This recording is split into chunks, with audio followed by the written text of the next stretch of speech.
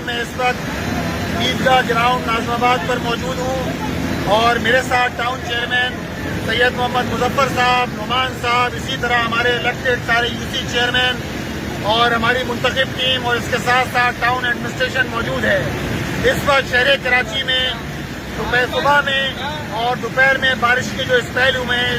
शदीद बारिश के नतीजे में इस वक्त शहर में जगह जगह ट्रैफिक जाम है, पानी खड़ा हुआ है। खास तौर पे गुज्जर नाला और औरंगी नाला, ये नाला ओवरफ्लो होने के नतीजे के अंदर पानी नाले में नहीं जा रहा और नाले के अंदर जो है वो पानी न जाने के नतीजे के अंदर सड़कों पे पानी मौजूद है। लेकिन हमारे सारे मुंतखब अफराद इस वक्त अल्हम्दुलिल्लाह सड़कों पर मौजूद हैं, आवाम की सहूलत के लिए मौजूद हैं और जमात इस्लामी ने अपने जहाँ हमारे टाउन चेयरमैन हैं वहीं उसके साथ साथ अपने सारे जिलाई दफातर को और इसी तरह अपने अलखिदमत के दफातर को रेस्क्यू के लिए, रिलीफ के लिए खोल दिया है। अल्हम्दुलिल्लाह पूरे शहर के अंदर हमारी टीमें काम अंजाम दे रही हैं ताकि आवाम को रिलीफ दिया जा सके। इस मौके पर ये बात मैं ज़रूर कहूँगा कि कराची के आवाम इस बात का एहतियात करें, अपने बच्चों को घरों में रखें, खुद भी घरों में रहें, खंभों से दूर रहें, ताकि बारिशों के मौके पर अमूमन ये होता है करंट लगने के हादसा पेश आते हैं।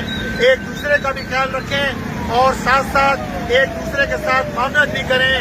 एक दूसरे का हाथ भी बढ़ाएं ताकि हम इस सारी हालात से निकल सकें। कराची के अंदर इस वक्त ये बारिश जो है वो